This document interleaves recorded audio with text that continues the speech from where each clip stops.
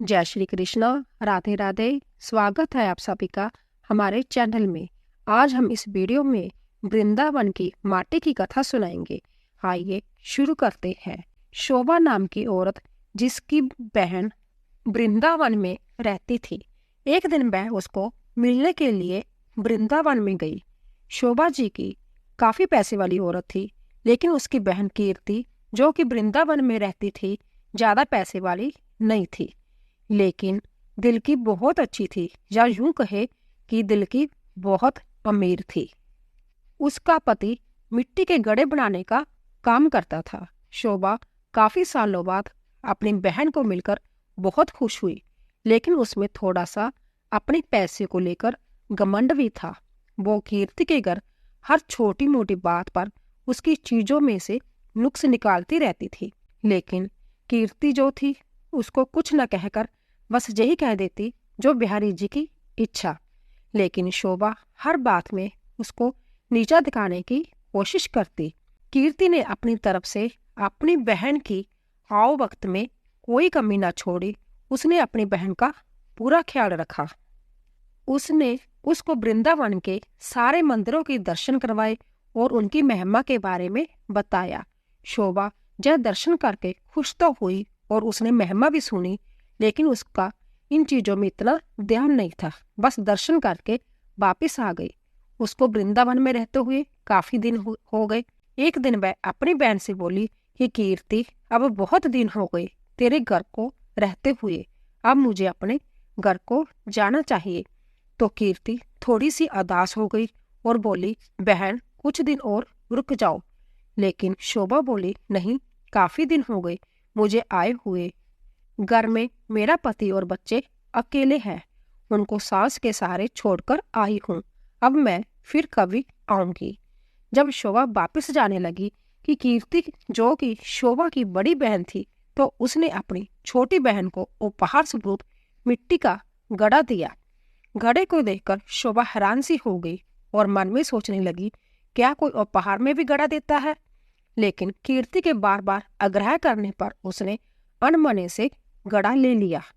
जब शोभा जाने लगी तो कीर्ति की आंखों में आंसू थे, लेकिन शोभा उससे नजरें चुराती हुई जल्दी जल्दी वहां से चली गई। सारे रास्ते शोभा यही सोचती रही कि मैं घर जाकर अपनी सास और पति को क्या बताऊंगी कि मेरी बड़ी बहन ने मुझे घड़ा उपहार के रूप में दिया है।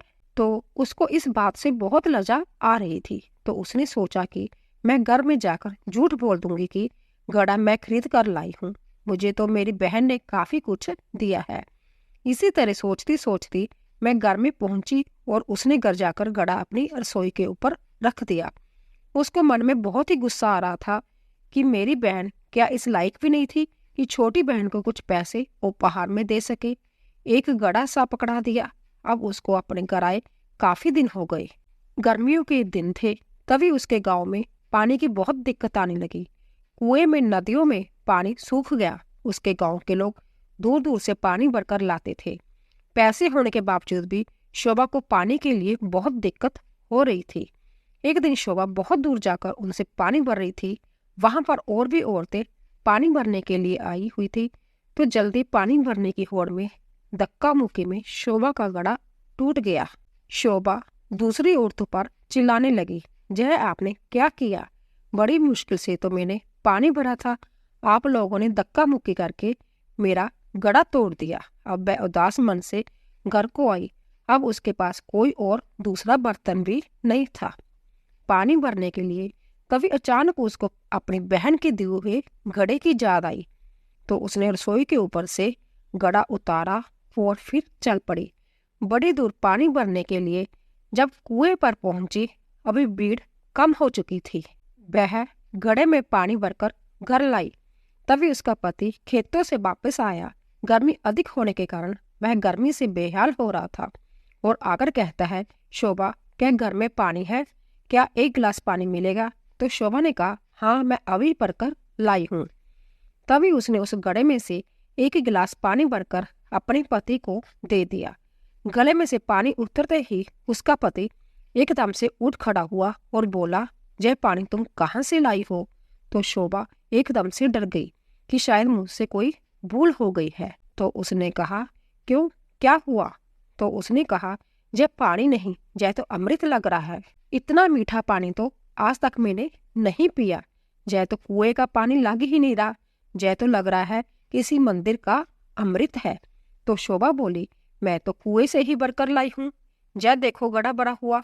उसके पति ने कहा, जय गड़ा तुम कहाँ से लाई थी? उसने कहा, जब मैं वृंदावन से वापस आ रही थी तो मेरी बहन ने मुझे दिया था। जय सुनकर उसका पति चुप हो गया। अब शोभा का पति बोला कि मैं थोड़ी देर के लिए बाहर जा रहा हूँ, तब तक तुम भोजन तैयार करो। तो शोभा ने उसी घड़े के जल से दाल चावल बनाए। घड़े के पानी से दाल चावल बनाने से उसकी खुशबू पूरे गांव में फैल गई। गांव के सब लोग सोचने लगे कि आज गांव में कहाँ उत्सव है, जो इतनी अच्छी खाने की खुशबू आ रही है। सब लोग एक एक करके खुशबू को सूंघते हुए शोभा के घर तक आ पहुंचे। साथ में उसका पति भी था। तो उसने आकर पूछा कि आज तुमने खाने में क्या बनाया है? तो उसने कहा कि मैंने तो दाल और चावल बनाए हैं। तो सब लोग हैरान हो गए कि दाल चावल की इतनी अच्छी खुशबू। सब लोग शोभा का मुंह देखने लगे कि आज तो हम भी तेरे घर से दाल चावल खाकर जाएंगे। उसने किसी को मना नहीं किया और थोड़ी थोड़ी दाल चावल सबको दे दिए। दाल चावल खाकर सब लोग उसको कहने लगे, जय दाल चावल नहीं ऐसे लग रहा है कि हम लोग अमृत चख रहे हैं। तो शोभा के पति ने कहा कि तुमने आज दाल चावल कैसे बनाए? उसने कहा कि मैंने तो जाए गड़े के जल से ही दाल चावल बनाए हैं। शोभा का पति बोला, तेरी बहन ने तो बहुत अच्छा उपहार दिया है। अगले दिन जब शोभा गड़ा भरने के लिए जाने लगी तो उसने देखा गड़ा तो पहले से ही भरा हुआ है। उसका जल वैसे का वैसे है जितना वो कल लाई थी। उसने उसमें से खाना भी बनाया था, जल भी पिया था, लेकिन गड़ा फिर भरा का भरा था। शोभा एकदम से हैरान हो गई, यह कैसे हो गया? तभी अचानक से उसी दिन उसकी बहन कीर्ति उसको मिलने के लिए उसके घर आई। तो शोभा अपनी बहन को देखकर बहुत खुश हुई, उसके गले मिली और उसको पानी पिलाया। तो उसने अपनी बहन को कहा कि दीदी, जहर जो तूने मुझे गड़ा दिया था, यह तो बहुत ही चमत्कारी गड़ा है। मैंने तो तुच्छ समझकर रसोई के ऊपर रख दिया था, लेकिन कल से जब से जब मैं इसमें जल भरा हुआ था तब से जल से भरा हुआ है। इसका जल इतना मीठा है और इसके जल से मैंने दाल और चावल बनाए जो कि अमृत के समान बने थे। उसकी बहन बोली, अरे ओ मेरी बोली बहन, क्या तू नहीं जानती कि यह गड़ा ब्रज की राजधानी वृंदावन की माटी से बना है, जिस पर साक्षात किशोरी जी और ठाकुर जी नंगे पांव चलते थे। उसी राज्य से यह गड़ा बना है। यह गड़ा नहीं है, साक्षात किशोरी जी और ठाकुर जी के चरण तुम्हारे घर पड़े हैं। किशोरी जी और ठाकुर जी का स्वरूप तुम्हारे घर आया है। जय सुनकर उसकी बहन अपने आप को कोसती हुई और शर्मिंदा होती हुई अपनी बहन के कदमों में गिर पड़ी और बोली, मुझे क्षमा कर दो जो मैं वृंदावन की रज माटी की महिमा को ना जान सकी। जिसकी माटी में इतनी शक्ति है तो उस बांकी बिहारी और लाडली जू में कितनी शक्ति होगी। मैं अज्ञानी मूर्ख ना जान सकी। मुझे ब्रज की रज की महिमा और उसकी महत्वता का नहीं पता था। मुझे क्षमा कर दो। तो उसकी बहन उसको उठाकर गले लगाती हुई बोली कि बहन, किशोरी जी और ठाकुर जी बहुत ही करुणा अवतार है। तुम्हारे ऊपर उनकी कृपा थी जो इस गड़े के रूप में, इस राज्य के रूप में तुम्हारे घर पधारे है। शोभा बोली, बहन, तुम्हारे ही कारण मैं धन्य हो उठी हूँ। तुम्हारा लाख लाख धन्यवाद। जय कहकर दोनों बहनें आंखों में आंसू भरकर एक दूसरे के गले लग कर रोने लगी। बोलिए बांके बिहारी लाल की जय। दोस्तों, यह कहानी आपको कैसी लगी हमें कमेंट करके जरूर बताइए। जाते जाते वीडियो को लाइक कीजिए और सब्सक्राइब कीजिए। आप सभी का धन्यवाद।